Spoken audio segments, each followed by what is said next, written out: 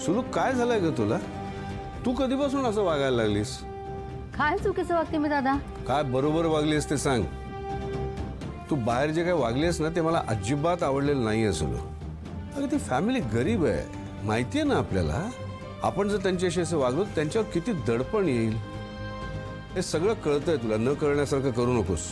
मग काय करायला हवं तुम्ही? नाही, मान्य आहे ना मला, आपल्याकडनं खूप मोठी चूक झाली. त्यांनी त्यांच्या घरातला एक करता माणूस गमावलाय. पण आपल्या मुलाचं लग्न लावून देतो ना त्यांच्या मुलीशी, सून करून घेतो ना तिला.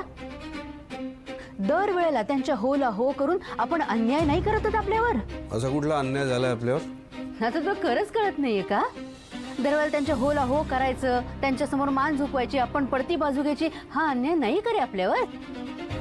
मान्य आहे दीपची चूक झाली, पण म्हणून प्रीती, तिची आई, तिची बहीण यांच्या सगळ्या अटी मान्य करायच्या का आपण?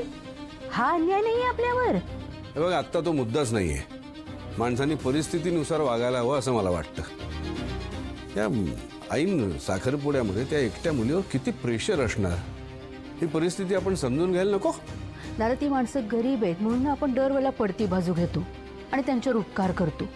त्यामुळे ना हे नातं असं उपकाराच्या ओझ्याखाली दडपलं जातंय. अरे, आणि आपण जर असंच वागत राहिलो ना तर हे नातं उपकाराच्या ओझ्याखाली बाहेरच पडणार नाही रे कधी.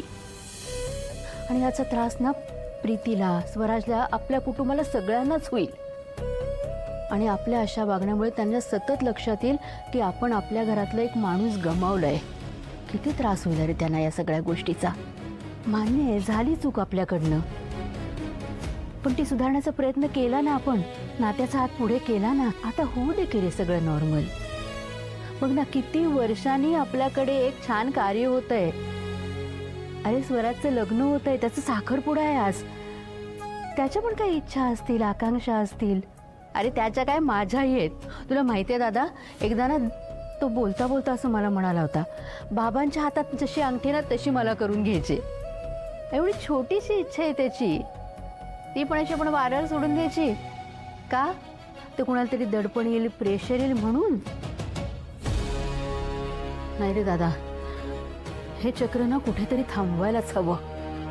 नाही तर हे नातं ना व्यवहारिक होऊन जाईल आणि व्यवहार म्हणूनच त्याच्याकडे बघितलं जाईल.